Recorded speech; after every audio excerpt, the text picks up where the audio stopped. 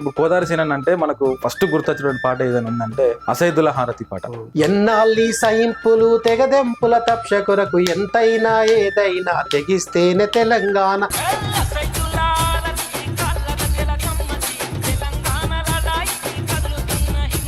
అసైదుల హారతి పాట లేని విలేజ్ తెలియదు. తెలంగాణలో ఉన్న ఉద్యమకారులే ప్రజలే రసం.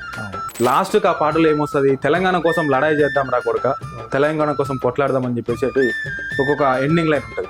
కొట్లాడే హక్కుంది కొడుక మల్లయ్య, కట్టునాడు గట్టు బిడ్డ మల్లయ్య. ఎడలున్నా నా నమ్మి సౌడో గీడో వంటి కన్న కష్ట చేసి అరక ఎట్లా గొంటి ఏడు గోళల్లోతు బాయినే దవ్విస్తే నన్నిసిపోవద్దు కొడుక మల్లయ్య, ఊరిసిపోవద్దు బిడ్డ మల్లయ్య.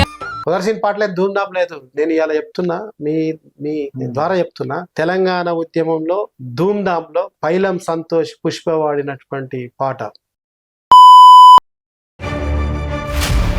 ముద్దుల రాజుల కొడుకు అనేటువంటి పాట కూడా వచ్చిందన్న. దాంట్లో కూడా వింటే కొంత ఏడిపోచేటువంటి పరిస్థితి.